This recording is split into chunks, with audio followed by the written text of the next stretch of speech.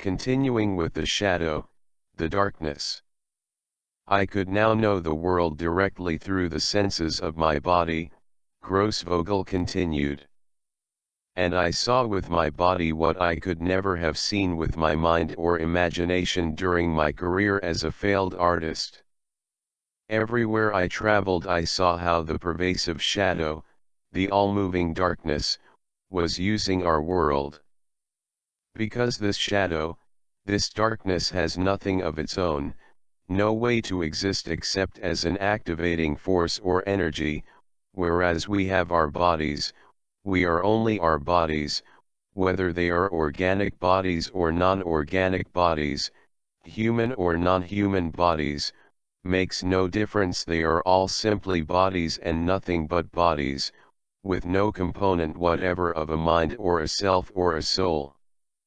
Hence the shadow, the darkness uses our world for what it needs to thrive upon. It has nothing except its activating energy, while we are nothing except our bodies. This is why the shadow, the darkness causes things to be what they would not be and to do what they would not do. Because without the shadow inside them, the all-moving blackness activating them, they would be only what they are, heaps of matter lacking any impulse, any urge to flourish, to succeed in this world. This state of affairs should be called what it is, an absolute nightmare.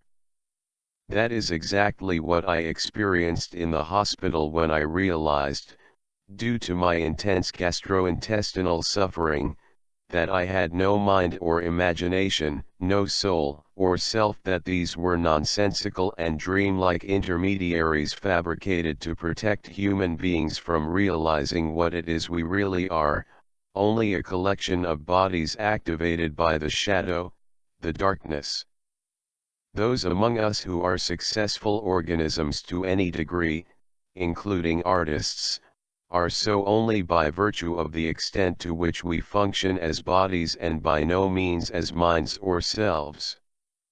This is exactly the manner in which I had failed so exceptionally, since I was profoundly convinced of the existence of my mind and my imagination, my soul, and myself.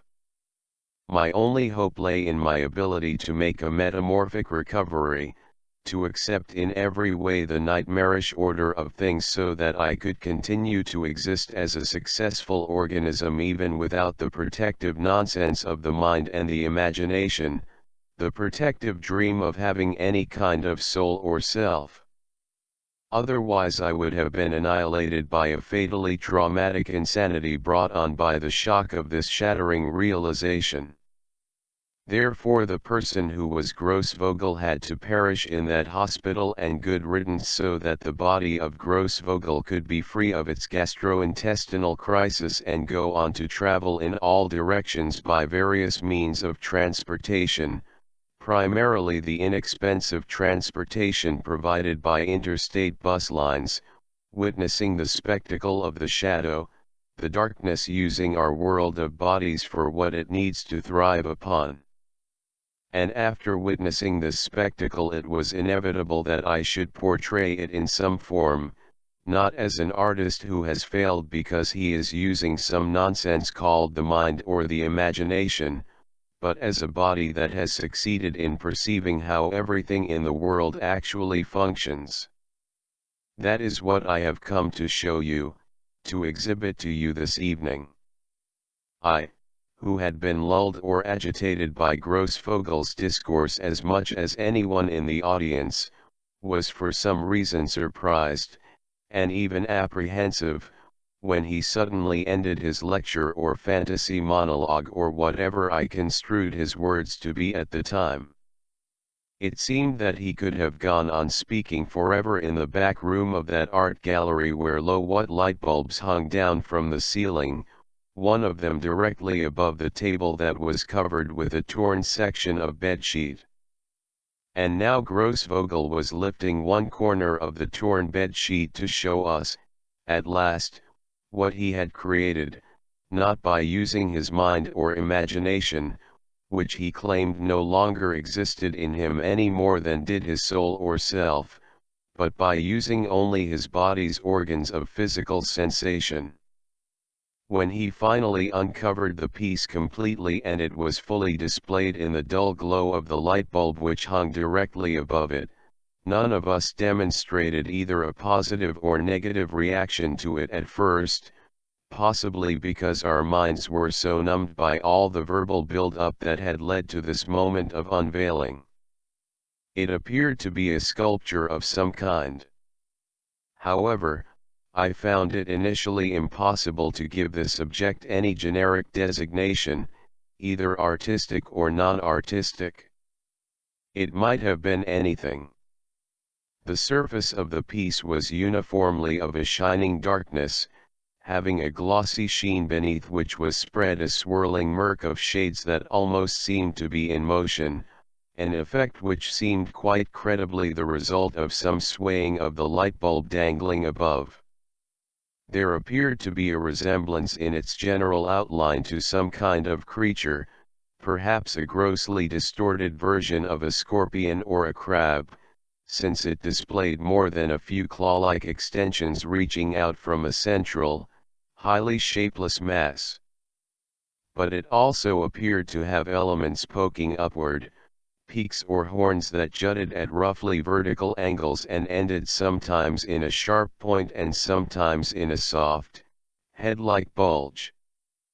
Because Grossvogel had spoken so much about bodies, it was natural to see such forms, in some deranged fashion, as the basis of the object or as being incorporated into it somehow a chaotic world of bodies of every kind, of shapes activated by the shadow inside them, the darkness that caused them to be what they would not be and to do what they would not do. And among these body-like shapes I recognized distinctly the large-bodied figure of the artist himself, although the significance of the fact that Grossvogel had implanted himself therein escaped me as I sat contemplating this modest exhibit. Whatever Grossvogel's sculpture may have represented in its parts or as a whole, it contained more than a suggestion of that absolute nightmare which the artist, so to speak, had elucidated during his lecture or fantasy monologue earlier that evening. Yet this quality of the piece, even for an audience that had more than a slight appreciation of nightmarish subjects and contours, was not enough to offset the high price we had been required to pay for the privilege of hearing about Grossvogel's gastrointestinal ordeal and self-proclaimed metamorphic recovery. Soon after the artist unveiled his work to us, each of our bodies rose out of those uncomfortable folding chairs and excuses for departing the premises were being spoken on all sides. Before making my own exit I noticed that inconspicuously displayed next to Grossvogel's sculpture was a small card upon which was printed the title of the piece. Tsalal no. 1, it read. Later I learned something about the meaning of this term, which, in the way of words, both illuminated and concealed the nature of the thing that it named. The matter of Grossvogel's sculpture he subsequently put out a series of several hundred, each of them with the same title followed by a number that placed it in a sequence of artistic production was discussed at length as we sat waiting in the diner situated on the main street of the dead town of Crampton. The gentleman seated to my left at one of the few tables in the diner reiterated his accusations against Grossvogel. First he subjected us to an artistic swindle, said this person who was prone to sudden and protracted coughing spells, and now he has subjected us to a metaphysical swindle. It was unheard of, charging us such a price for that exhibition of his, and now charging us so outrageously once again for this physical metaphysical excursion. We've all been taken in by that absolute fraud, said Mrs. Angela when the man on my left was unable to complete his statement because he had broken into another fit of coughing. I don't think he's even going to show up, she continued. he induces us to come to this hole-in-the-wall town. He says that this is the place where we need to gather for this excursion of his. But he doesn't show his face anywhere around here. Where did he find this place, on one of those bus tours he was always talking about? It seemed that we had only ourselves and our own idiocy to blame for the situation we were in. Even though no one openly admitted it, the truth was that those of us who were present had been very much impressed with Grossvogel on the day when he entered the art gallery and had us assist him in throwing all of his works on exhibit into the back of a battered pickup truck. None of us in our small circle of artists and intellectuals had ever done anything remotely like that or even dreamed of doing something so drastic and full of drama. From that day it became our unspoken conviction that Grossvogel was onto something and our disgraceful secret that we desired to attach ourselves to him in order to profit in some way by our association with him.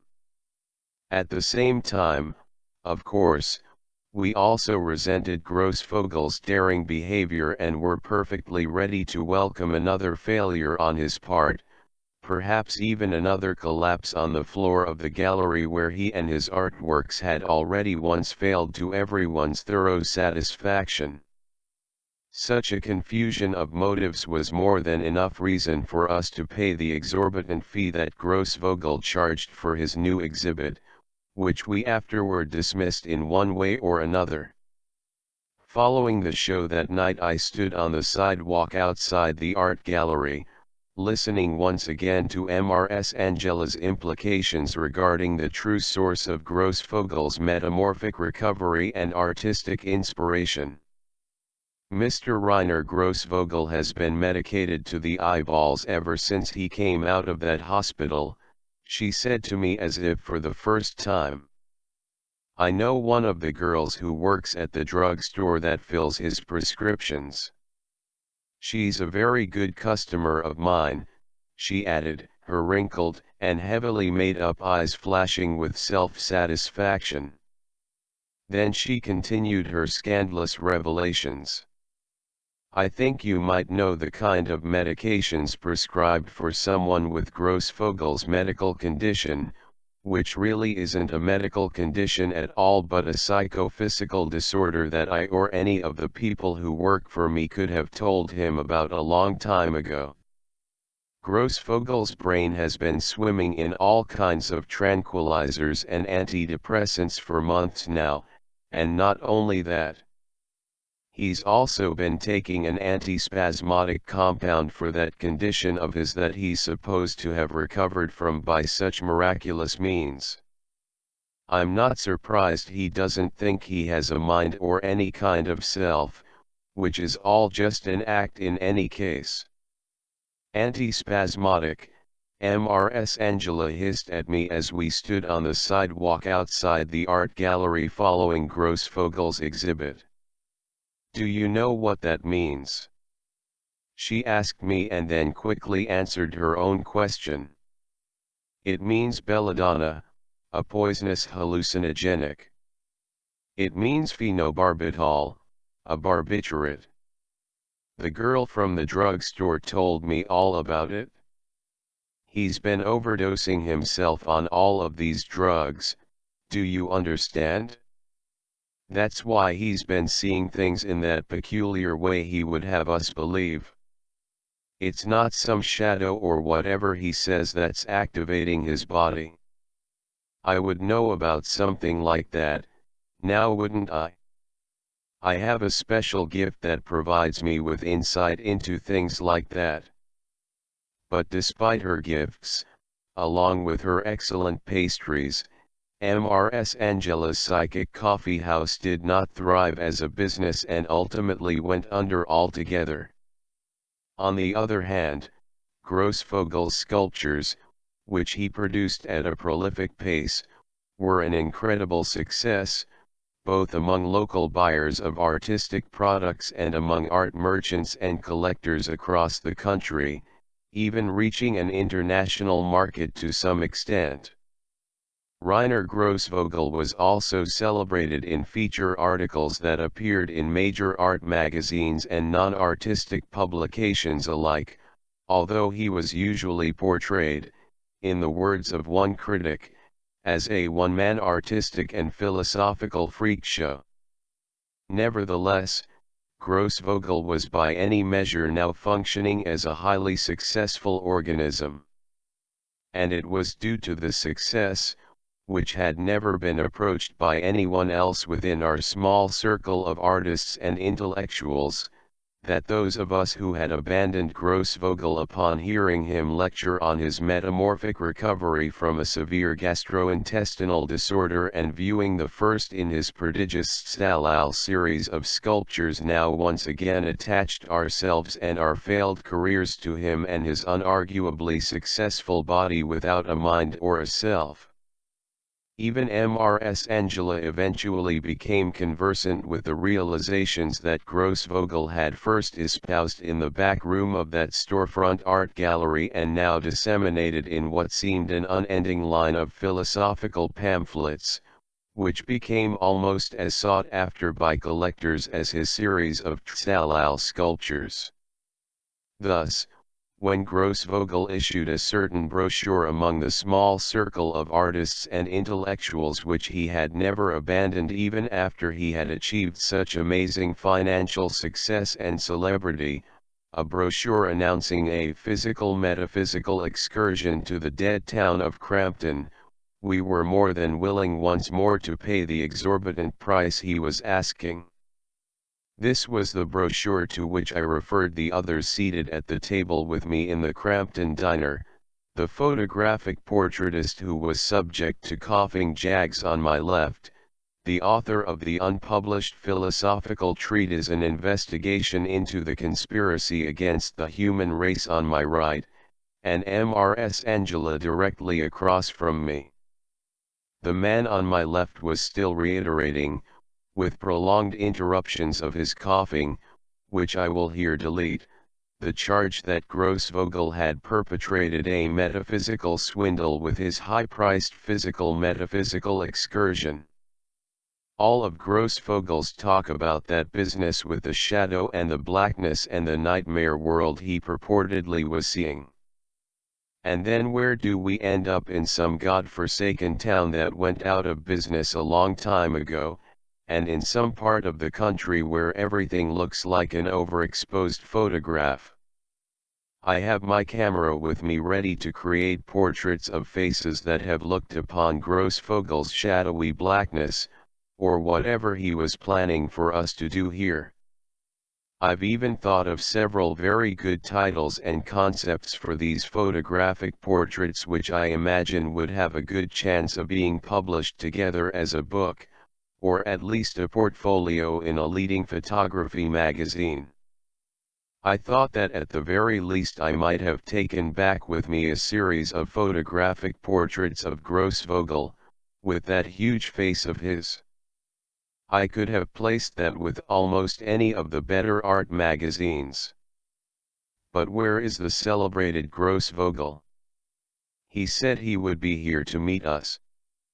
He said we would find out everything about that shadow business, as I understood him. Furthermore, I have my head prepared for those absolute nightmares that Grossvogel prattled on about in his pamphlets and in that highly deceptive brochure of his.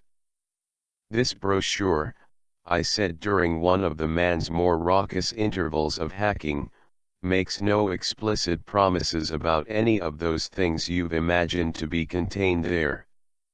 It specifically announces that this is to be an excursion, and I quote, to a dead town, a finished town, a failed town, a false and unreal setting that is the product of unsuccessful organisms and therefore a town that is exemplary of that extreme state of failure that may so distress human organic systems, particularly the gastrointestinal system, to the point of weakening its delusional and totally fabricated defenses, e.g. the mind, the self, and thus precipitating a crisis of nightmare realization involving and I think we're all familiar with the shadow and darkness talk which follows. The point is, Grossvogel promises nothing in this brochure except an environment redolent of failure, a sort of hothouse for failed organisms. The rest of it is entirely born of your own imaginations. And my own, I might add. Well, said Mrs. Angela, pulling the brochure I had placed on the table toward her, did I imagine reading that, and I quote, "Suitable dining accommodations will be provided. Bitter coffee and stale donuts are not what I consider suitable." Grossvogel is now a rich man, as everybody knows, and this is the best he can do. Until the day I closed down my business for good, I served superlative coffee, not to mention superlative pastries, even if I now admit that I didn't make them myself. And my psychic readings, mine, and those of all my people, were as breathtaking as they come. Meanwhile, the rich man and that waitress there are practically poisoning us with this bitter coffee and these incredibly stale, cut-rate donuts. What I could use at this moment is some of that antispasmodic medicine Grossvogel's been taking in such liberal doses for so long. And I'm sure he'll have plenty of it with him if he ever shows his face around here, which I doubt he will after making us sick with his suitable dining accommodations. If you will excuse me for a moment. As Mrs. Angela made her way toward the lavatory on the other side of the diner, I noticed that there were already a few others lined up outside the single door labeled restroom. I glanced around at those still seated at the few tables or upon the stools along the counter of the diner, and there seemed to be a number of persons who were holding their hands upon their stomachs, some of them tenderly massaging their abdominal region. I, too, was beginning to feel some intestinal discomfort which might have been attributable to the poor quality of the coffee and donuts we had been served by our waitress, who now appeared to be nowhere in sight. The man sitting on my left had also excused himself and made his way across the diner. Just as I was about to get up from the table and join him and the others who were lining up outside the restroom, the man seated on my right began telling me about his researches and his speculations which formed the basis for his unpublished philosophical treatise, An Investigation into the Conspiracy Against the Human Race, and how these related to his intense suspicions concerning Grossvogel. I should have known better than to have entered into this excursion, the man said. But I felt I needed to know more about what was behind Grossvogel's story. I was intensely suspicious with respect to his assertions and claims about his metamorphic recovery and about so many other things. For instance, his assertion, his realization, as he calls it, that the mind and the imagination, the soul and the self, are all simply nonsense and dreams. And yet he contends that what he calls the shadow, the darkness, the tsalal, as his artworks are entitled, is not nonsense and dreams, and that it uses our bodies, as he claims, for what it needs to thrive upon. Well, really, what is his basis for dismissing his mind and imagination and so forth, but embracing the reality of his tsalal, which seems no less the product of some nonsensical dream? I found the man's suspicious interrogations to be a welcome distraction from the intestinal pressure now building up inside me. In response to his question, I said that I could only reiterate Grossvogel's explanation that he was no longer experiencing things, that is, no longer seeing things with his supposedly illusory mind and self, but with his body, which, as he further contended, was activated, and entirely occupied, by the shadow that is the tsalal. This isn't by any means the most preposterous revelation of its kind, at least in my experience, I said in defense of Grossvogel. Nor is it in mine, he said. Besides, I continued, Grossvogel's curiously named sculptures, in my opinion, have a merit and interest apart from a strictly metaphysical context and foundation. Do you know the significance of this word tsalal that he uses as the sole title for all his artworks? No, I'm afraid I have no notion of its origin or meaning, I regretfully confessed. But I suppose you will enlighten me.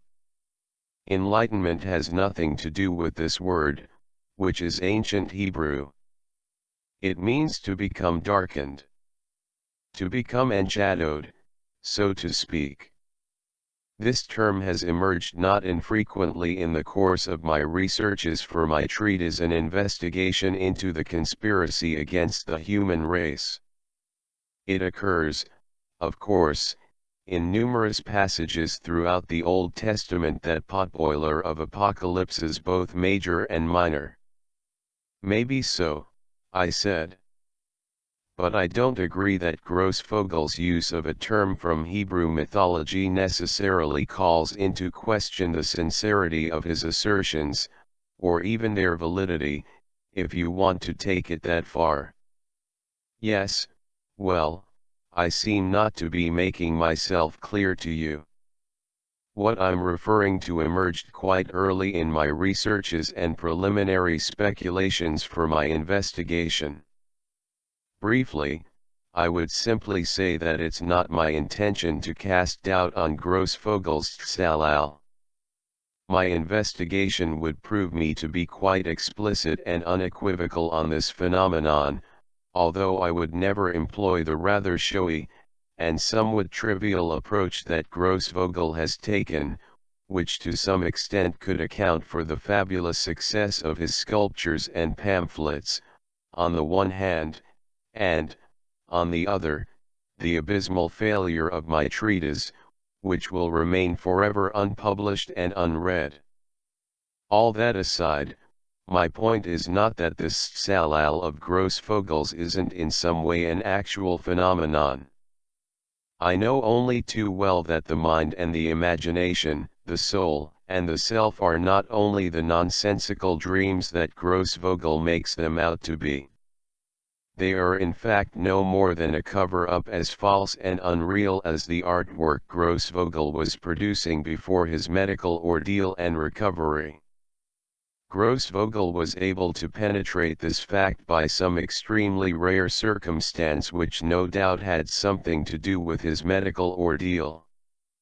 His gastrointestinal disorder, I said, feeling more and more the symptoms of this malady in my own body. Exactly. It's the precise mechanics of this experience of his that interested me enough to invest in his excursion. This is what remains so obscure. There is nothing obvious, if I may say, about his tsalal or its mechanism, yet Grossvogel is making what to my mind are some fascinating claims and distinctions with such overwhelming certitude. But he is certainly mistaken, or possibly being devious, on one point at least. I say this because I know that he has not been entirely forthcoming about the hospital where he was treated. In the research pertaining to my investigation, I have looked into such places and how they operate. I know for a fact that the hospital where Grossvogel was treated is an extremely rotten institution, an absolutely rotten institution. Everything about it is a sham and a cover-up for the most gruesome goings-on, the true extent of which I'm not sure even those involved with such places realize. It's not a matter of any sort of depravity, so to speak, or of malign intent.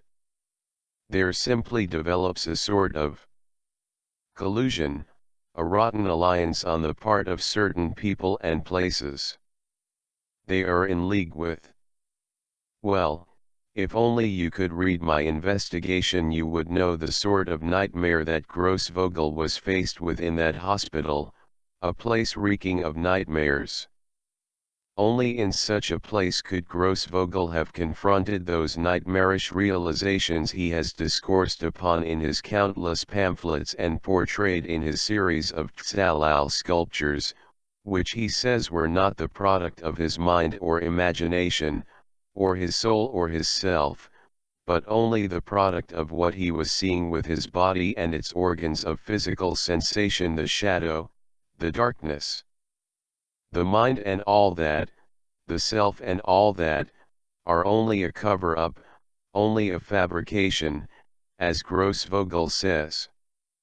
They are that which cannot be seen with the body, which cannot be sensed by any organ of physical sensation.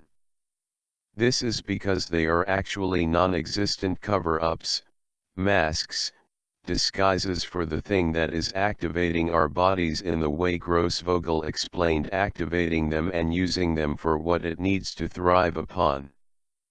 They are the work, the artworks in fact, of the Tzalal itself. Oh, it's impossible to simply tell you. I wish you could read my investigation. It would have explained everything, it would have revealed everything. But how could you read what was never written in the first place? Never written?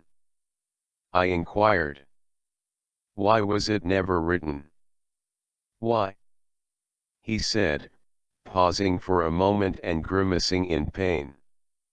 The answer to that is exactly what Grossvogel has been preaching in both his pamphlets and his public appearances. His entire doctrine, if it can even be called that, if there could ever be such a thing in any sense whatever, is based on the non-existence, the imaginary nature of everything we believe ourselves to be. Despite his efforts to express what has happened to him, he must know very well that there are no words that are able to explain such a thing. Words are a total obfuscation of the most basic fact of existence, the very conspiracy against the human race that my treatise might have illuminated. Grossvogel has experienced the essence of this conspiracy first-hand, or at least has claimed to have experienced it. Words are simply a cover-up for this conspiracy. They are the ultimate means for the cover-up, the ultimate artwork of the shadow, the darkness its ultimate artistic cover-up. Because of the existence of words, we think that there exists a mind, that some kind of soul or self exists. This is just another of the infinite layers of the cover-up. There is no mind that could have written an investigation into the conspiracy against the human race, no mind that could write such a book, and no mind that could read such a book. There is no one at all who can say anything about this most basic fact of existence, no one who can betray this reality. And there is no one to whom it could ever be conveyed. That all seems impossible to comprehend, I objected. It just might be, if only there actually were anything to comprehend, or anyone to comprehend it. But there are no such beings. If that's the case, I said, wincing with abdominal discomfort, then who is having this conversation? Who indeed? He answered. Nevertheless, I would like to continue speaking. Even if this is only nonsense and dreams, I feel the need to perpetuate it all. Especially at this moment, when this pain is taking over my mind and myself. Pretty soon none of this will make any difference. No, he said in a dead voice. It doesn't matter now. I noticed that he had been staring out the front window of the diner for some time, gazing at the town. Some of the others in the diner were doing the same, dumbstruck at what they saw and agonized, as I was, by the means by which they were seeing it.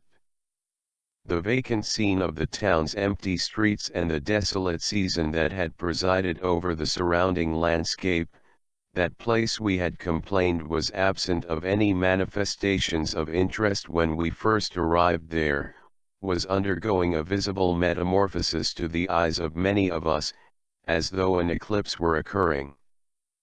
But what we were now seeing was not a darkness descending from far skies but a shadow which was arising from within the dead town around us, as if a torrent of black blood had begun roaring through its pale body.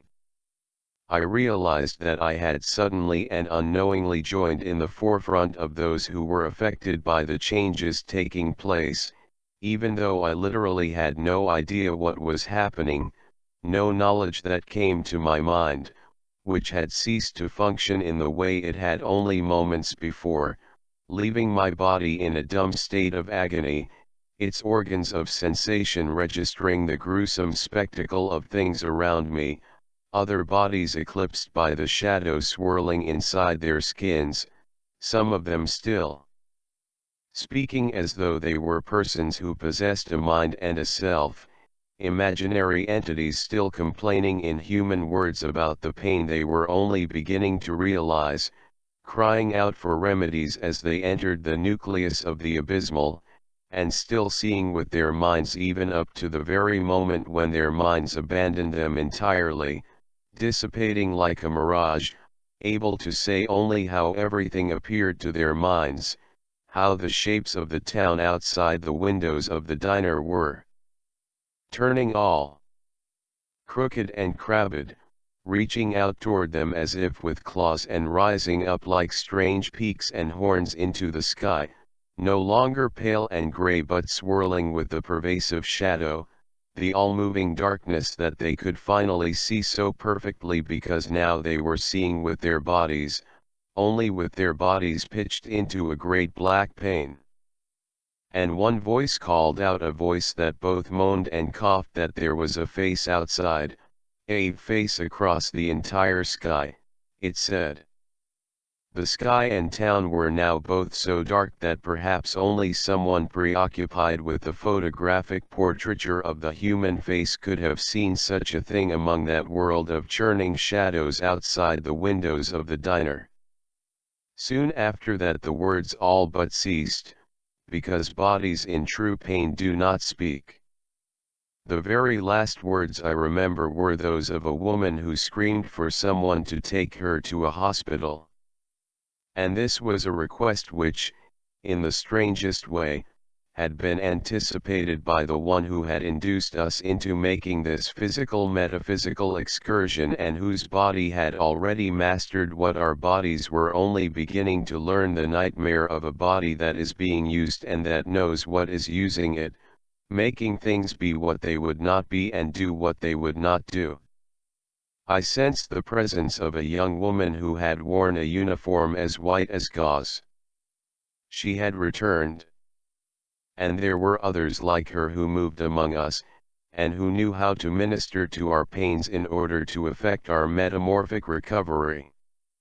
We did not need to be brought to their hospital, since the hospital and all its rottenness had been brought to us.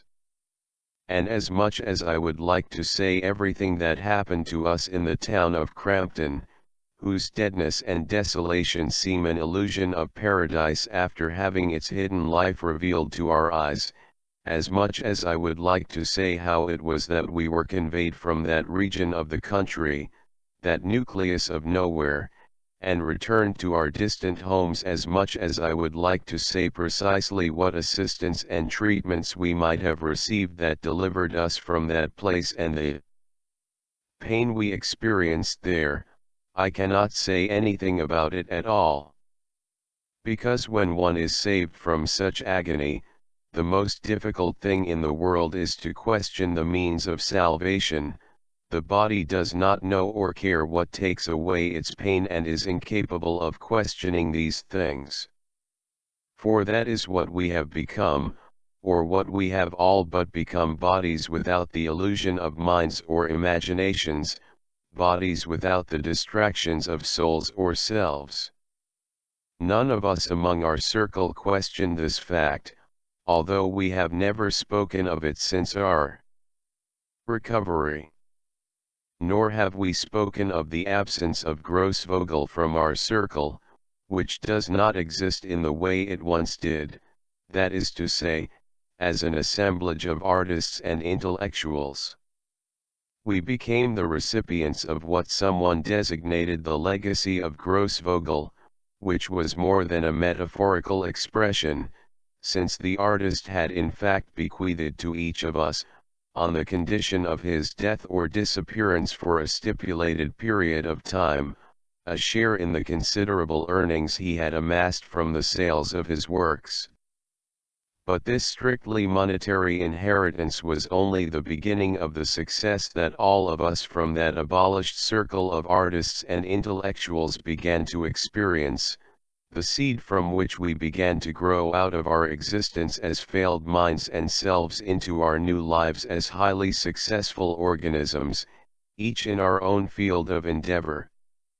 Of course we could not have failed, even if we tried, in attaining whatever end we pursued, since everything we have experienced and created was a phenomenon of the shadow, the darkness which reached outward and reached upward from inside us to claw and poke its way to the heights of a mountainous pile of human and non-human bodies. These are all we have and all we are. These are what is used and thrived upon. I can feel my own body being used and cultivated, the desires and impulses that are pulling it to succeed, that are tugging it toward every kind of success. There is no means by which I could ever oppose these desires and impulses, now that I exist solely as a body which seeks only its efficient perpetuation so that it may be thrived upon by what needs it. There is no possibility of my resisting what needs to thrive upon us, no possibility of betraying it in any way. Even if this little account of mine, this little chronicle seems to disclose secrets that might undermine the nightmarish order of things, it does nothing but support and promulgate that order.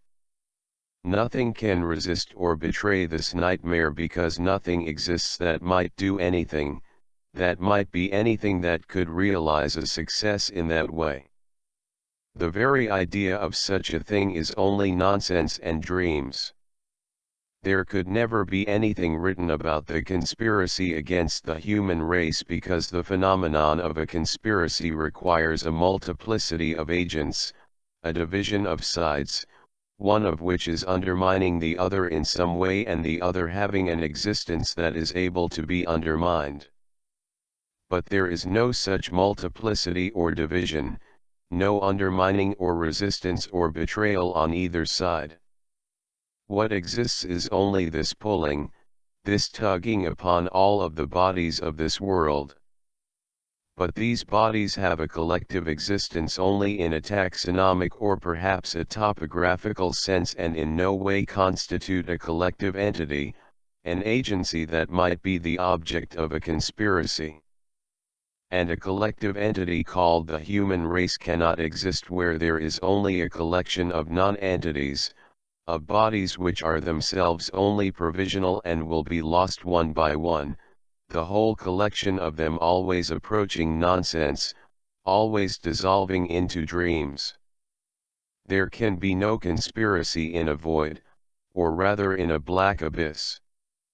There can only be this tugging of all these bodies toward that ultimate success which it seems my large-bodied friend realized when he was finally used to the fullest extent, and his body used up, entirely consumed by what needed it to thrive.